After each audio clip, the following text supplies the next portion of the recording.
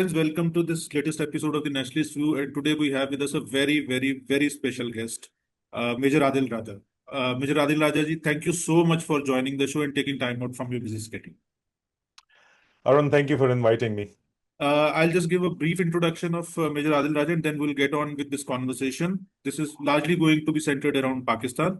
So, Major Adil Raja is a former Pakistani army officer, and now he is a human rights activist. He is a political commentator. He's a strategic affairs commentator, and he runs one of the biggest and most popular platforms, I would say, not only in South Asia, but across the world, especially when it comes to issues related to Pakistan, Afghanistan, and to a large extent India also. The platform is called Soldier Speaks.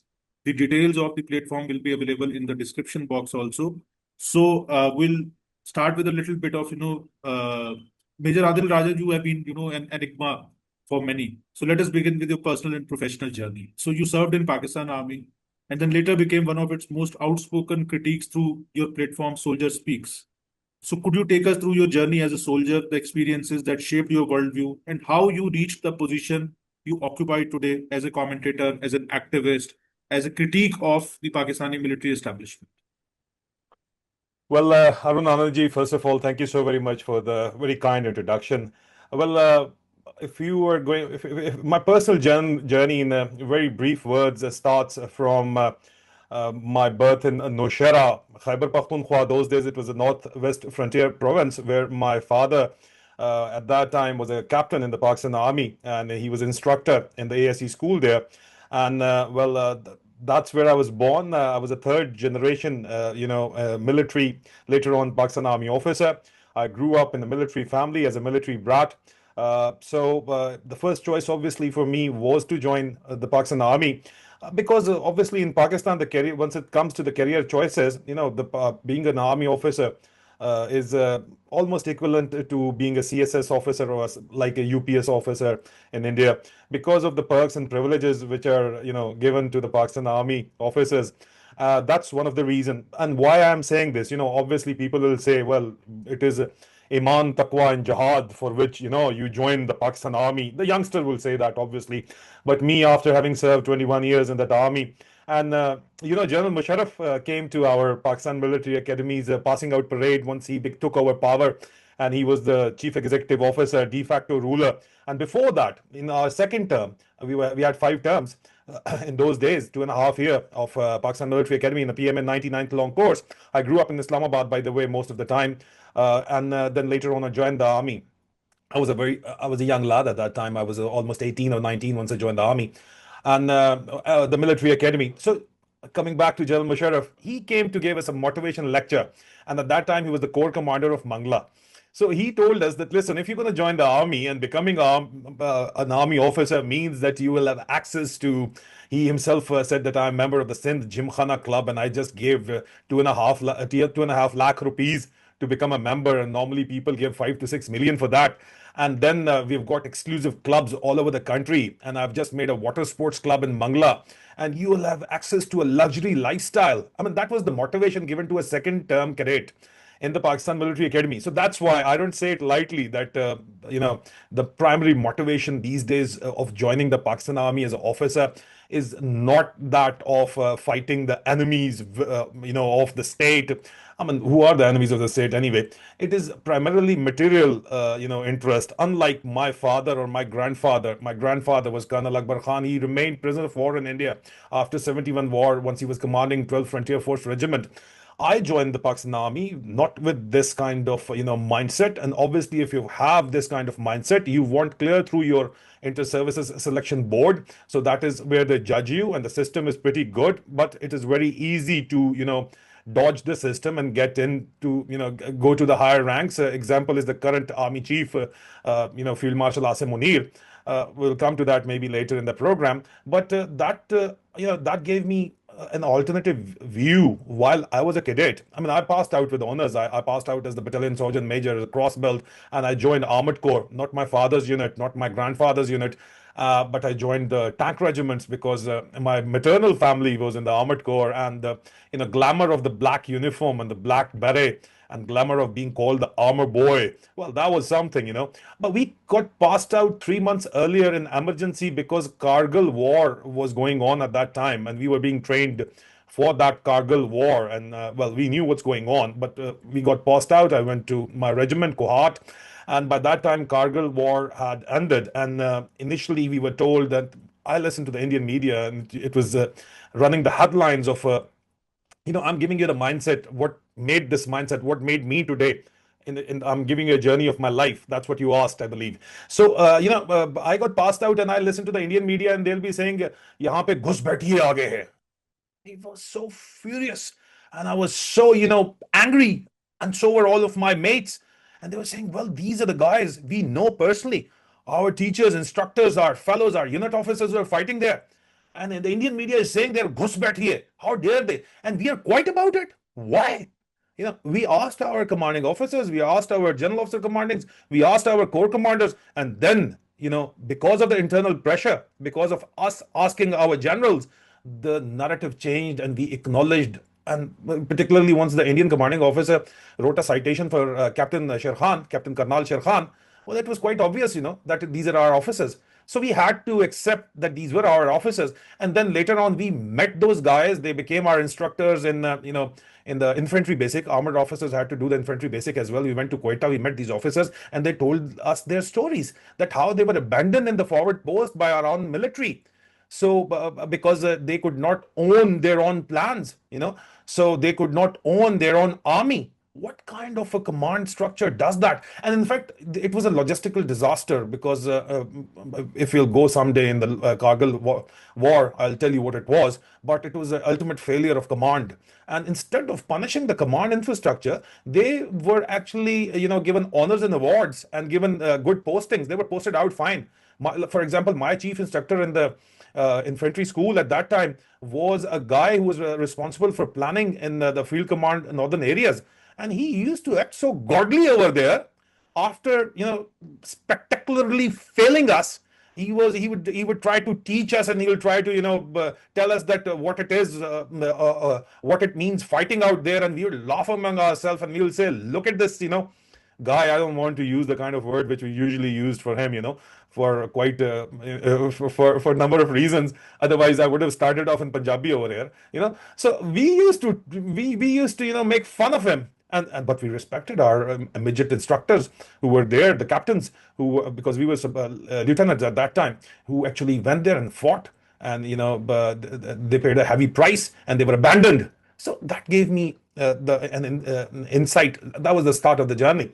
So I served 21 years, including my cadet service, 20 years, 8 months, 24 days in the Pakistan Army. And during my service, I went to, soon after Kargil, I went to the Kargil sector. I went to, right next to Kargil sector is Lassan sector in headquarters 323 Brigade. And that is where Siachen starts. And there were no ceasefire those days. We used to exchange fires quite drastically amongst with our Indian counterparts. And, it was literally an eyeball to eyeball confrontation. And just before that, we were in 50 Celsius in the Cholistan desert, right opposite, Jaisalmer. We were there in Reti Rahimyar Khan sector. And well, after spending almost 2 years over there, there was an eyeball to eyeball, confrontation going on. I was posted to Siachen, and that was minus 50. So drastic change in temperature, but fire was going on. And well, that was the time in which, war is a very, merciless business. And I got the insight into the real business. We joined Pakistan Army to fight India, mind you. We did not join Pakistan Army to fight our own people. But as soon as I came back from Siachen, this war within was started by General Musharraf. And the same people which we had trained and who were supposed to be our brothers, and the people who have been trained, for example, by my course mates' fathers. And not my father. He was in the intelligence business as well. He was in he was in charge of the OC of the military intelligence. He was a commanding officer of the military intelligence in Karachi at one time as well. But he was not involved in training the Afghan Mujahideen during the Cold War. But I knew friends like the famous Colonel Imam. Now, Colonel Sultan's son was my very close friend, my course mate. I knew that these are the guys which we have trained ourselves are now our enemies. What's going on? And then they started attacking us, and then we had to fight back. So the war within started. Well, we had never signed up for that war. We had signed up to fight the Indians. Let's be honest about it, all right? Because we were told that India wants Akhand Bharat. And if we do not stop them, they'll come and they'll, just take over Pakistan. And in 71, well, I had an emotional connection. My grandfather was a prisoner of war there. And I knew that in 71, India, took away half of our country. And all this, what the Bengalis, the Bangladeshis tell us that our army had raped their women and whatsoever the atrocities which were carried out by General Niazi over there, that is all Indian propaganda. Don't even listen to it. That's why General Bajwa, once he was the army chief, he spent ₹1 billion and launched the project C-71.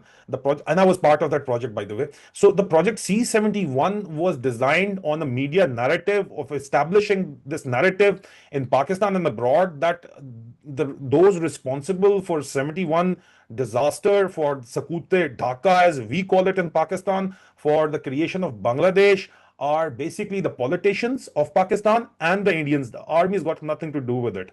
There were certain, dramas made and certain scripts written, articles written. 1 billion is a lot of money. Once I'm talking about almost 5, 6 years ago. So yeah, that was that we believed it. Obviously, there were no social media, by mind you, in those times. So we were fed what we read in the papers and the textbooks and what we were being taught. So we were thoroughly brainwashed. What I had to learn and what my colleagues had to learn through personal experience, of which I'm telling you about. What they did was that, and then this war within, I was deployed there, and we had to kill around those people who were our friends, our brethren. We had to kill them, and they turned terrorist overnight, because these were the guys who were fighting for the ISI and the CIA-led Afghan Jihad, and afterwards we ourselves created the Taliban's, and then the Taliban became the enemy. Oh, that was very strange. So, and then we had to fight them. All right, till that time, it is about internal security. We understood that we have to look after the internal security until and unless one afternoon of September 2010. Now, mind you, whatsoever I'm saying is already printed in the Pakistani media. You cannot deny it. These are not made up stories. You can look up The Nation and the Nation of the English newspaper, and that was, I believe, somewhere in 28 September, maybe. But it was definitely September 2010. I was deployed as the wing commander of Khyber Rifles, 2 wing. Now it's called 102 wing. And that was near Peshawar and Bara. And we were fighting the war within. And before that, we were in Bunair, and before that, we were in Mir Ali. And I was and there was curfew in the entire area. And this is right next to Peshawar. Bara is right next to Peshawar. I mean, it is almost Peshawar itself. And there was curfew in the daytime. That was the normal modus operandi. So we were fighting, we were carrying out armed patrolling. 3 of my vehicles were ahead of me, and 3 were behind me, and I was in the center. I used to change my vehicle on daily basis, because I knew that I'm a target with my squad. I'm the command, and they hate the command. And at that time, we thought, well, these guys, the TTP, they will take us down. I mean, they do that, of course. But I saw in Bara, Fort Salap Road, I saw that they were the road, half of the road was blocked with construction, the stones, used for construction, but they were not bajri, the small stone. They were big rocks. All right, not too big.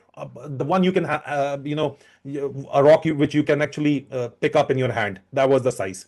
So half of the road was blocked, and it was quite normal for construction purposes. You will just, put it up over there. And in that pile of rock was an ID. Well, 3 vehicles crossed me, so I thought nothing of it. And I was the only one wearing the militia uniform, the black uniform, we call it militia uniform. And I was the only one in my vehicle who was not wearing a helmet or a bulletproof jacket. My driver, my guards, they were all wearing the helmets and the bulletproof jacket. I had 2 people sitting behind me, and then there was it was a truck. It was a double cabin truck.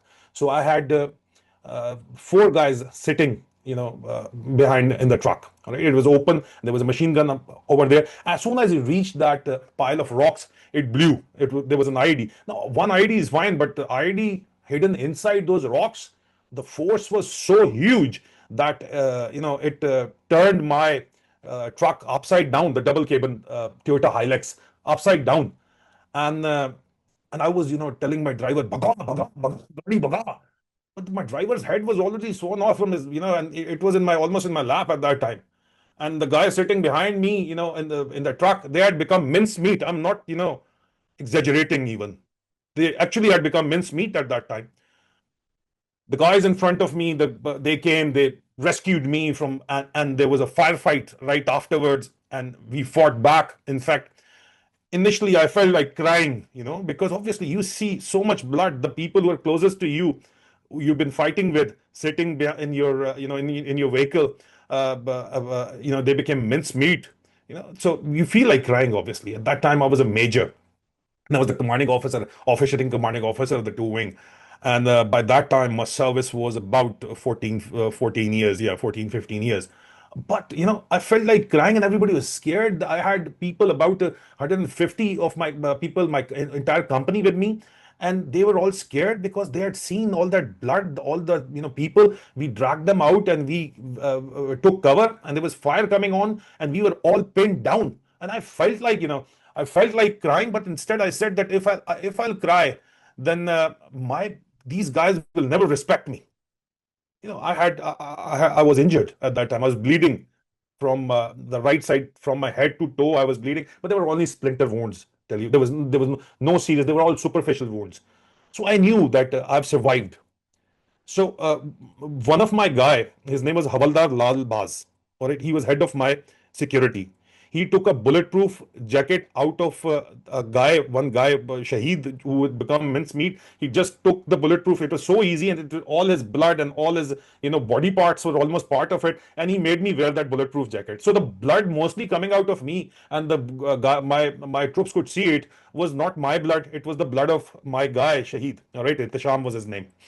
So that was also, I could actually, the disaster and the environment was playing on my mind. But then I thought that if this is the moment, then the Rajput in me, the Chib Rajput, the Dogra Rajput in me came forward, and that the genes kicked in. That is what I believe. Because suddenly I just stood up, and I'm not exaggerating. I stood up and I started abusing the guys who were firing at us at the top of my voice, in Punjabi mostly, all right, and in Pashto as well.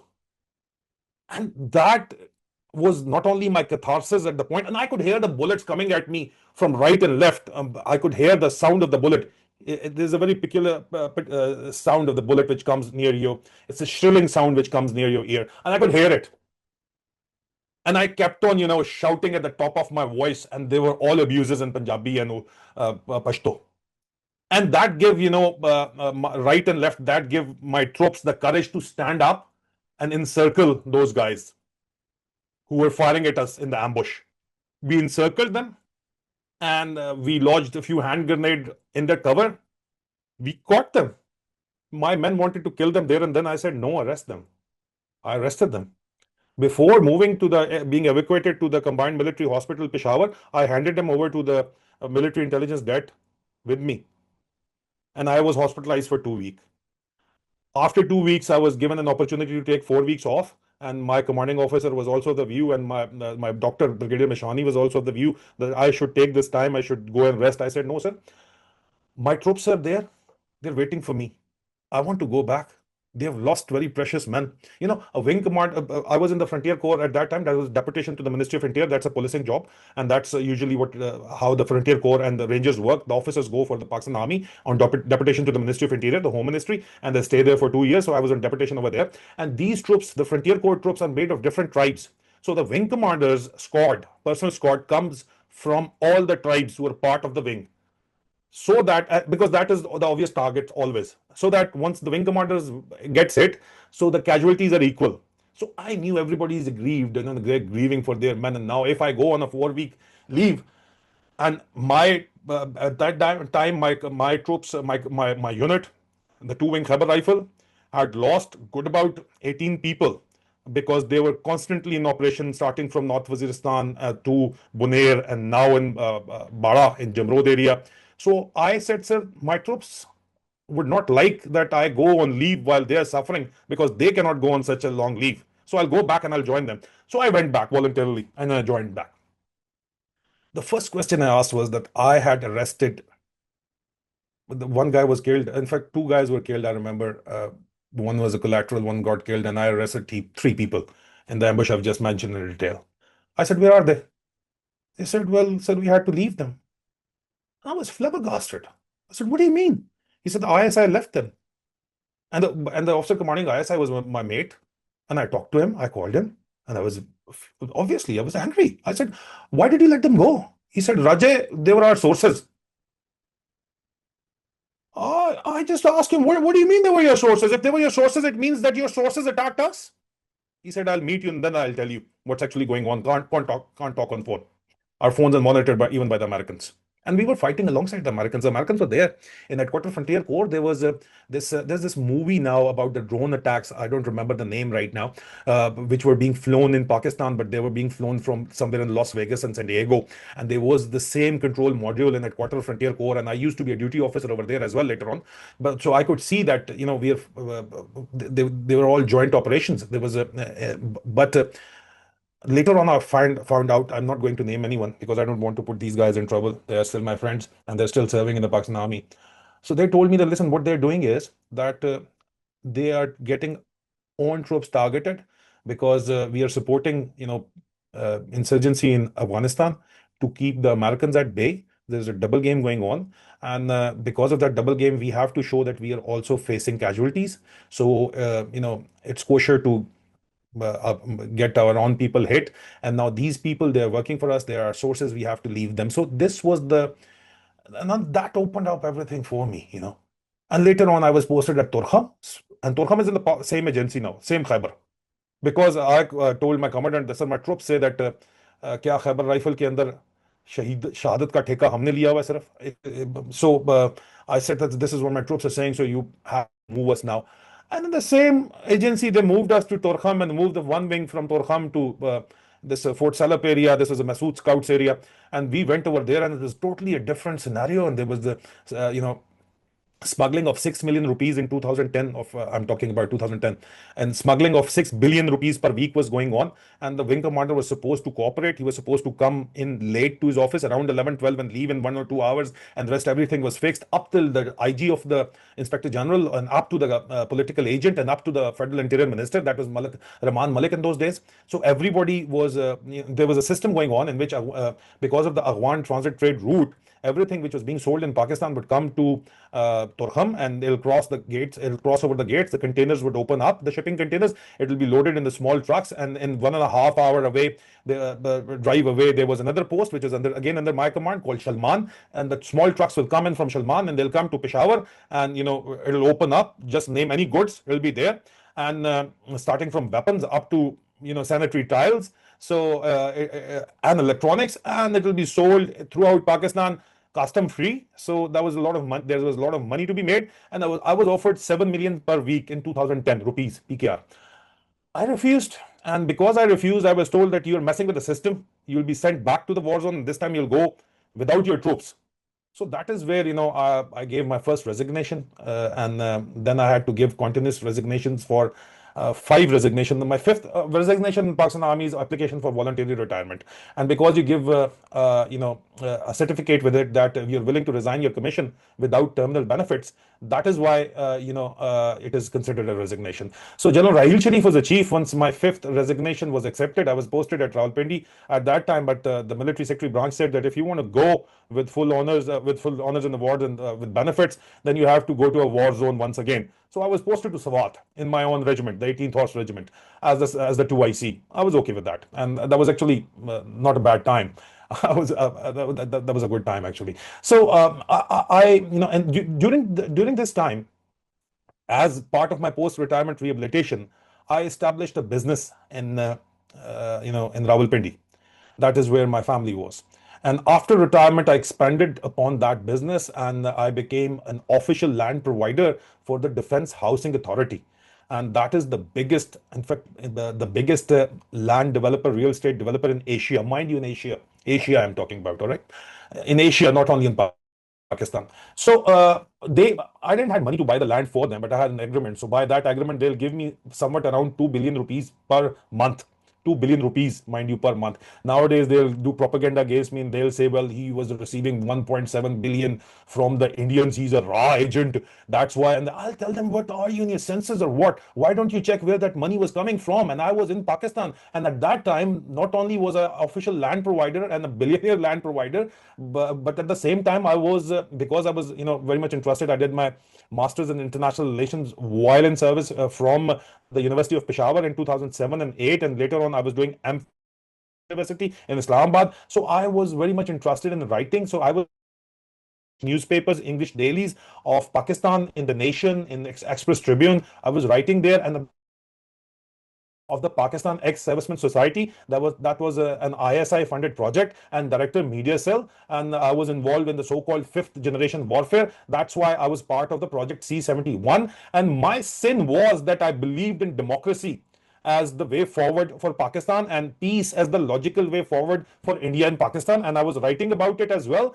And once Imran Khan was removed as part of the regime change operation, I supported Imran Khan, and that became a cardinal sin. I was warned repeatedly, but I did not pay heed to any of the warnings, because by that time I was clear of where I stood. My concepts were clear. So I was taking up a stand while staying in Pakistan. My family, my wife and children, Sabine is born and brought up here in the UK. So they were in London already, and I was traveling because I was making a lot of money. I was traveling first class, business class, like sixth time return trip to London to meet them. And I was staying back at Pakistan in Rawalpindi, Islamabad, and I was doing this business. And at the same time, without any pay, I was pursuing my journalistic interest as well. So, but that time my doubts were clear, and I took a stand for democracy for Imran Khan.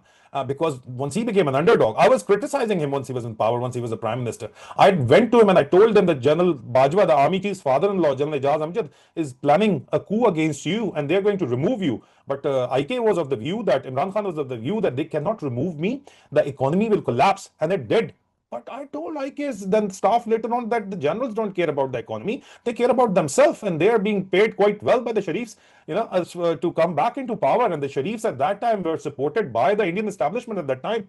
So that was also very strange for us. But I mean, they definitely would have promised once, as a result of the so-called London plan, Asim Munir was, made the army chief 2 days after his retirement. So they must have promised the world to the international establishment, especially to Indian establishment as well. But well, we can see, where those promises went in the dustbin of history. How it is going on right now, what is happening. But because I was told that all your money would be taken away, all your contract would be taken away, you'll be thrown in jail.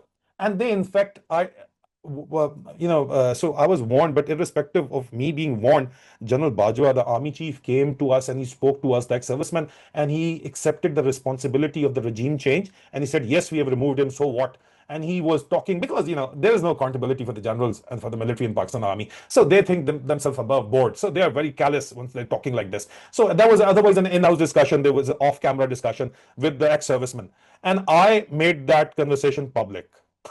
So the same day, gunmen of ISI, whom I knew with AK-47, came to arrest me. And well, I escaped that day, and the video went viral because my mother, herself a widow of an army officer, living in a Askari colony, an army colony right next to the army house, the army chief's house, in a flat, in an apartment, 3-bedroom apartment. I was living with her. Whenever I'm there, I'm living with her. I had my own houses, but I used to live with my mom, obviously, because she was living alone over there. So she did not open the door.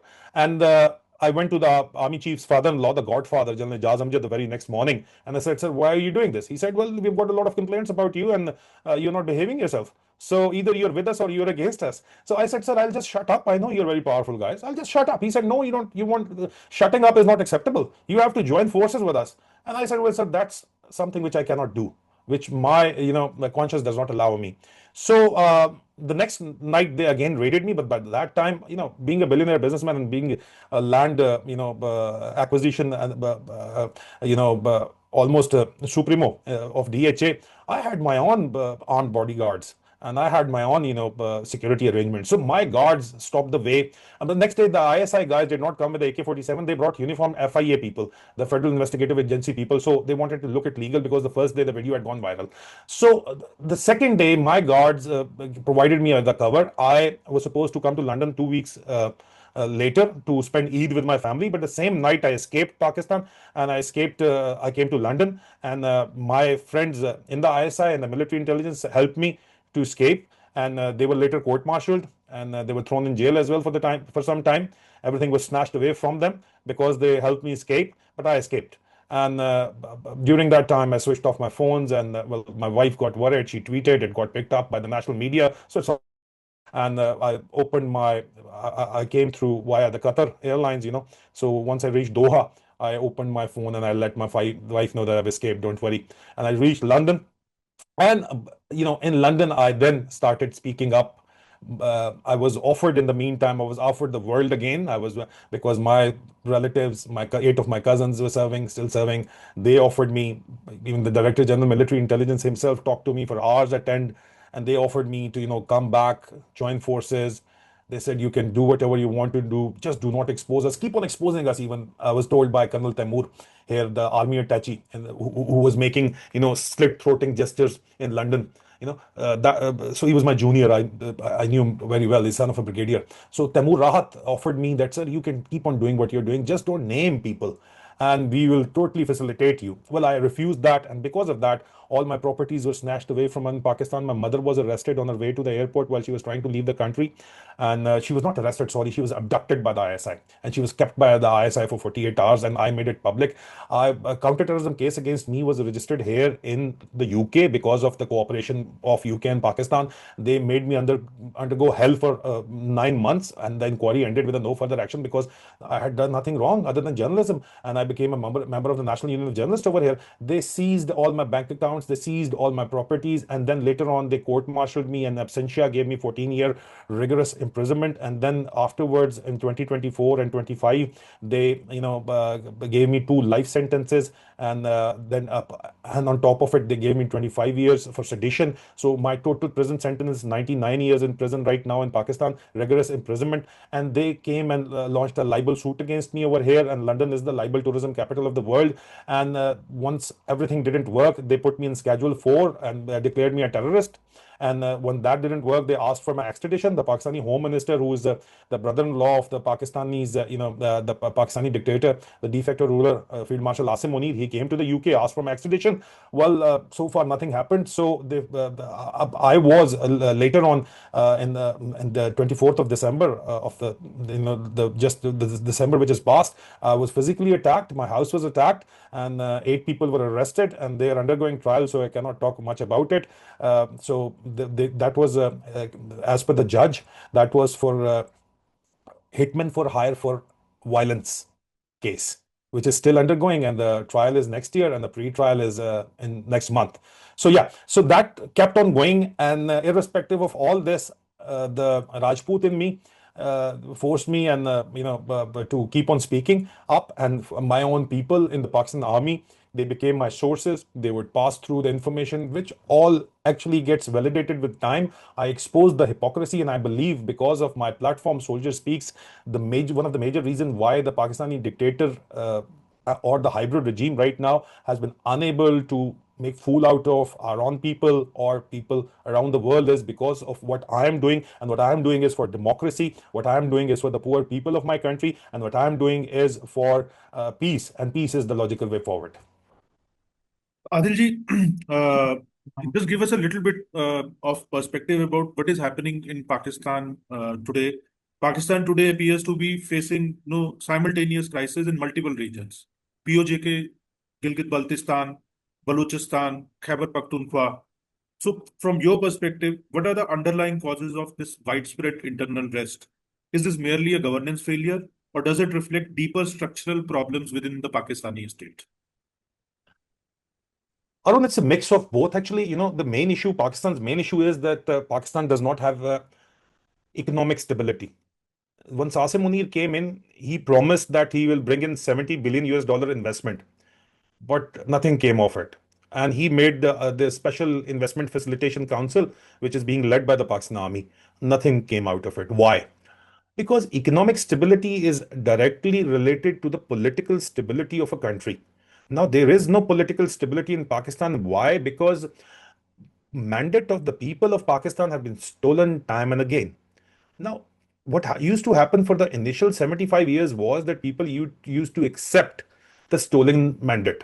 But after ages, there was a leader in the shape of Imran Khan that the people really vouched for and voted for.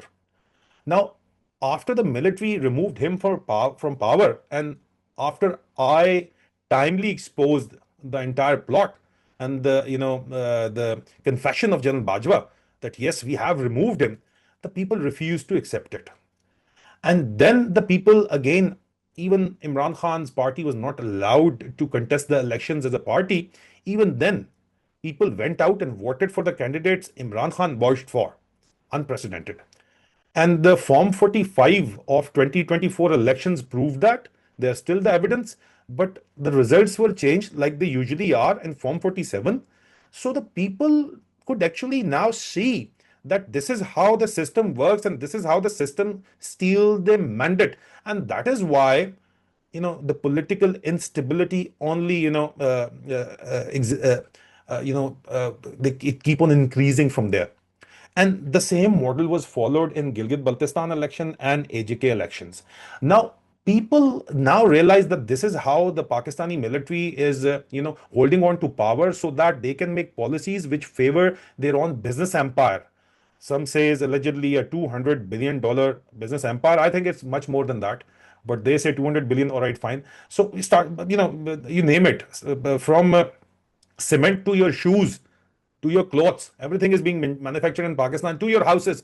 Everything has been manufactured in Pakistan and by the Pakistani military. The businesses are being controlled by the Pakistani military. And they get huge tax breaks and they get huge, policy, breaks. They get favorable policies so that their businesses are profitable. That's why they have to maintain the hold on power. Now, because of this, they have to manipulate the elections.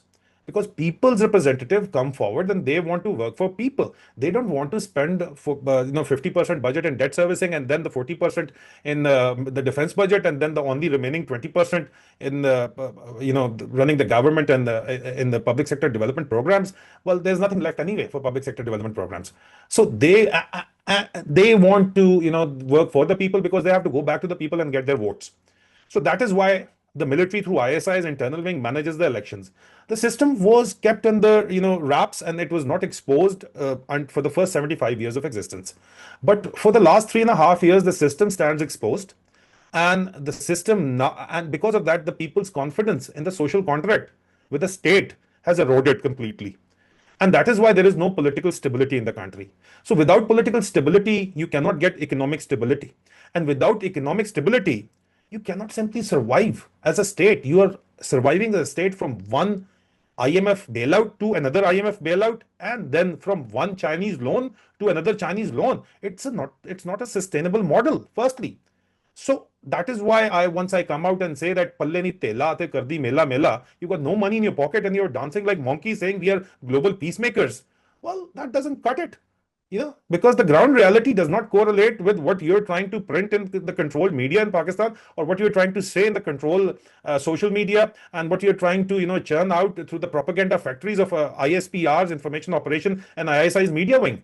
Well, the ground reality does not correlate. The ground reality is that in Pakistan, a man, even a middle class man, cannot afford food for his children. If you got a family of two, even today, somebody was telling me that if you need to get bread and eggs for your morning breakfast, it costs 1,000 rupees. So they say that in the middle class, we are getting 50,000 rupees, pays. So the electricity bills have skyrocketed. We've got solar now, but everybody cannot afford a solar. So the food prices have skyrocketed. The fuel prices have skyrocketed. Why? Because these are there are direct taxation. The country is surviving through direct taxation. The only reason IMF is still giving them loans is because there is so much direct taxation that they are able to tax people directly on consumer products, on perishables, and then use that money to pay off the loans. And but at the same time, the Pakistani generals, They're living a luxury lifestyle, and they don't like me comparing it. The Indian generals, they get retired, they live in a 3 bedroom apartment or 4 bedroom maximum apartment. But Pakistani generals, once they get retired, they've got a summer house in a very nice mountainous locality. They've got a farmhouse with a lot of animals in it. They've got a main house in a city of their choice. They've got a house, a haveli in village. They've got an apartment in London and New York, and their children are already living there. And they've got commercial properties whose rent are paying off their lavish lifestyle, but their personal staff is still not being paid for by their own pocket. The Pakistan Army, through public money, is providing them with 6 or 7 personnel staff who, if they have to go on leave, they are again provided replacement from the army. They've got cooks, driver, waiter, telephone operator, gardener, guards. I mean, just imagine. Rawalpindi and Lahore are graveyard of living generals, living retired generals. And these are the aspiration of the serving generals.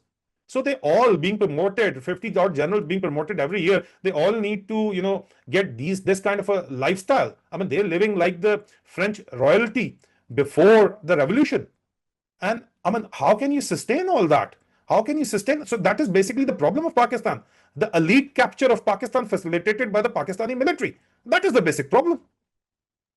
Adil Sahab, you are the best authority to talk about the mullah-military nexus, about which many critiques or many analysts of Pakistan, they have been, speaking about this long-standing mullah-military nexus in Pakistan. And the argument is that sections of the security establishment have historically used religious groups as instrument of policy.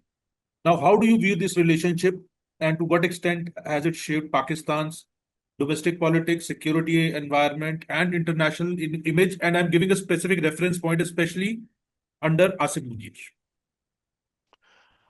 To be fair, Arun Saab, to be fair and honest, the alliance between royalty, kings, and clergy have always been used to rule the masses. Now, based upon that principle, once the first military dictator, Ayub Khan, took over Pakistan, I mean, at that time, Pakistan was a modern state, fine. But after some time, they realized that, that alone is not going to cut it. The military power needs to be justified. But particularly once we come to Ziaul, General Ziaul, he was the one who actually empowered the mullahcracy. Now, this mullahcracy, a mullah, I'm not talking about ulama karam, mind you, the true religious scholars. I'm talking about the mullahcracy. There is a big difference. Firstly, let's clear that.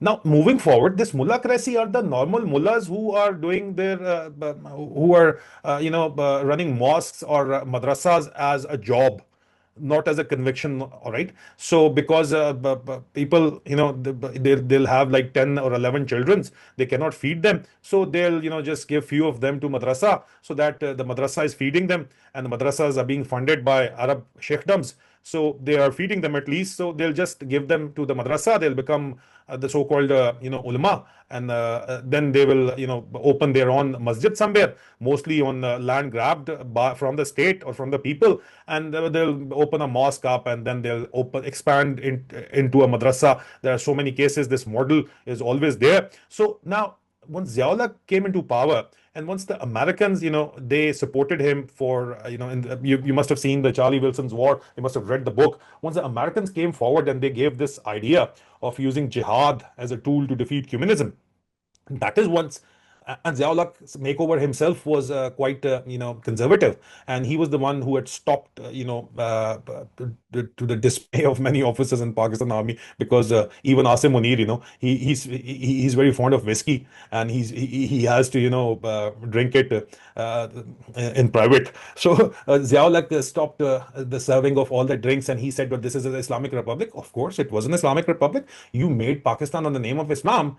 But at the same time, it is also a fact that 60% of the population of Pakistan, they consume alcohol, which is haram. All right. But that is the so firstly, there were two things. Firstly, the concept of Muhammad bin Qasim came to India and converted us into Islam, and we are descendants of Muhammad bin Qasim. That ideology was promoted to counter the Indus Valley civilization ideology, that we are part of Indus Valley civilization. India, Pakistan, and Afghanistan, all part of the Indus Valley civilization. So this ideology was first, floated by the mullahcracy.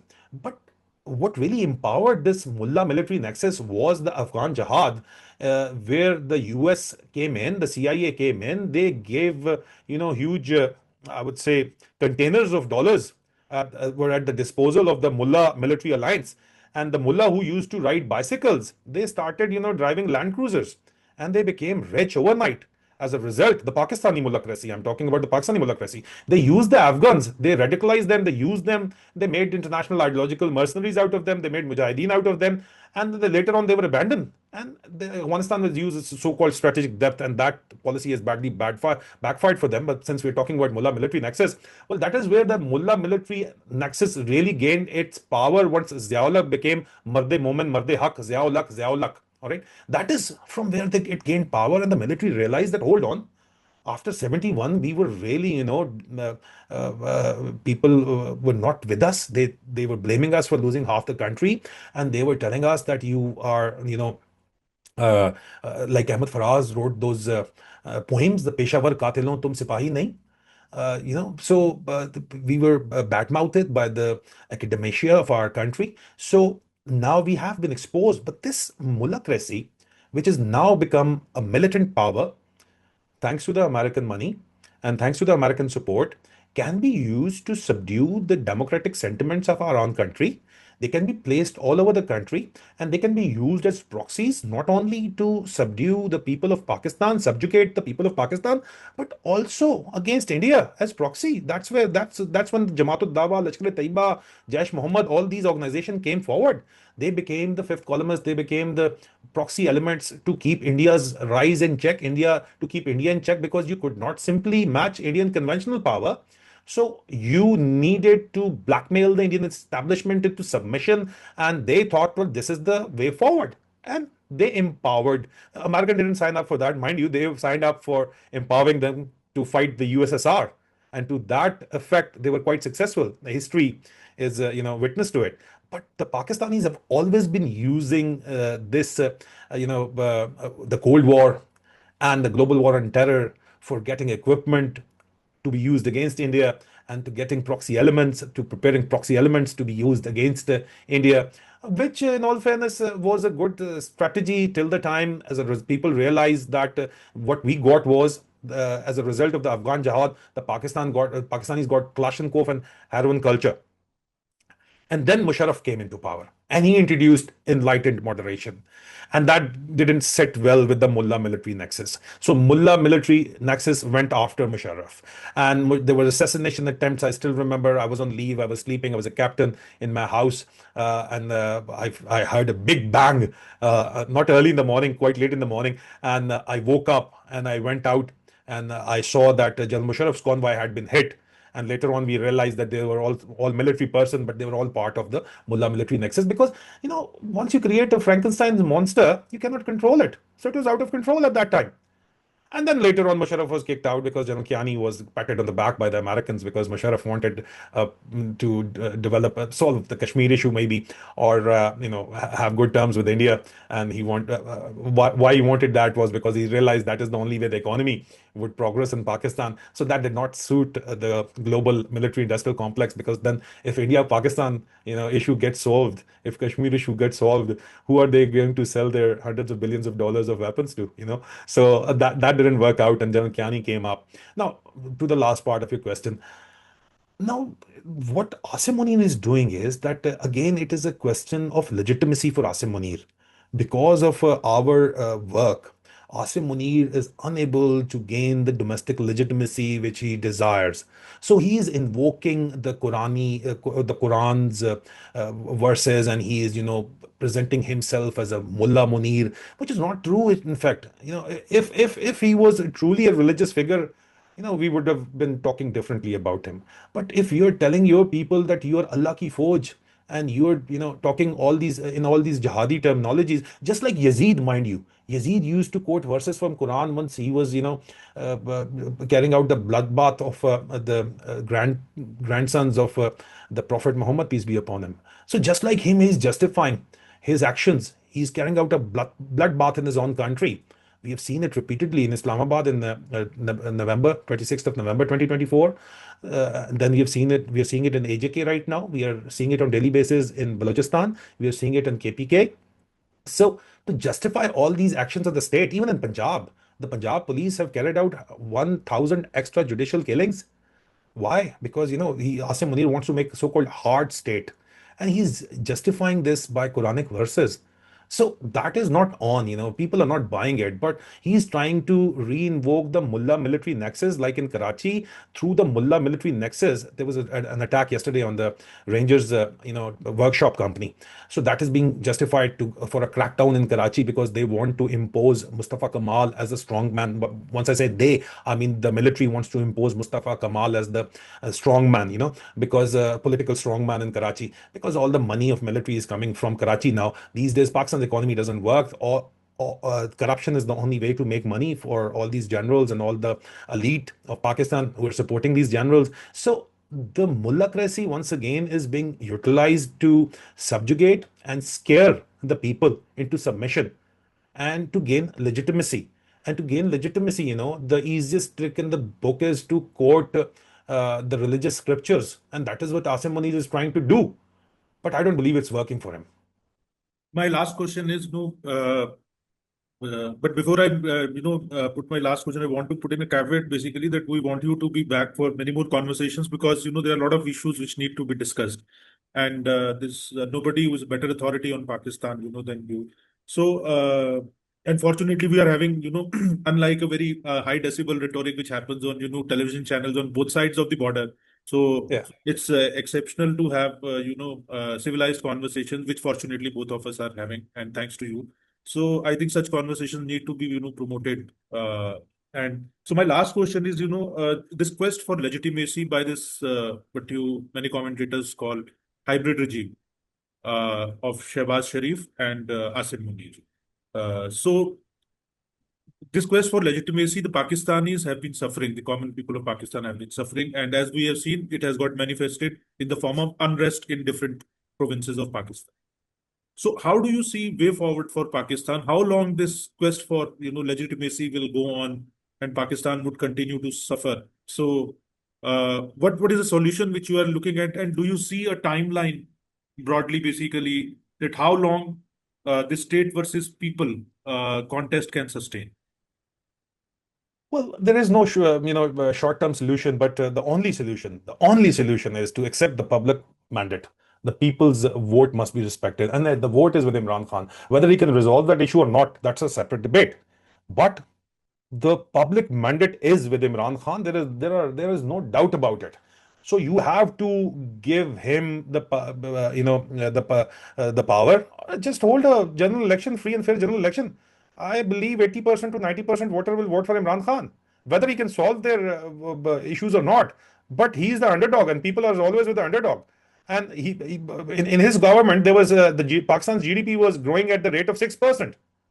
Just imagine, it is down to almost 1.5% in just three years. They've just destroyed the Pakistani economy, and he was doing a lot for the Pakistani economy.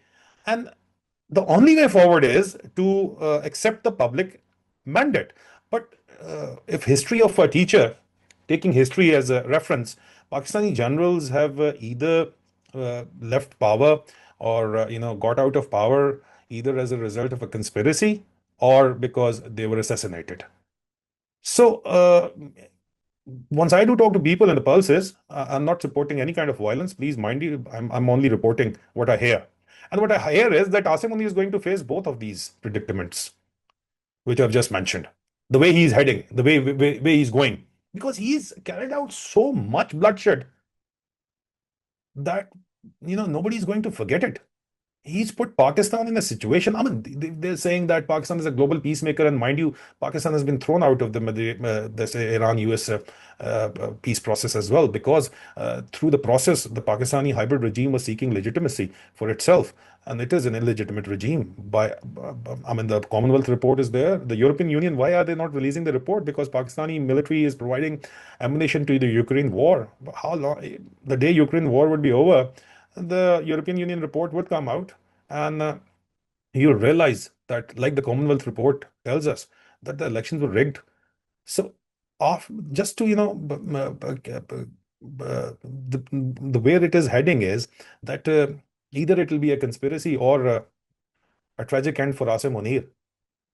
That will be the, the future of this issue, and that is where things might will change or may will change, and they will change. But the way forward is very simple. The way forward is to accept the public mandate, and the way forward for the region is, mind you, to make a common economic zone. There is all these ideologies of a Ghazwa Hind, Akhand Bharat, they're all nonsense. I believe if there is a common economic zone between Afghanistan, Pakistan, India, Bangladesh, even Sri Lanka, this could be the most prosperous region in the world. And the poor people in all the countries, mostly in Pakistan these days, I mean, they would, they would be provided relief.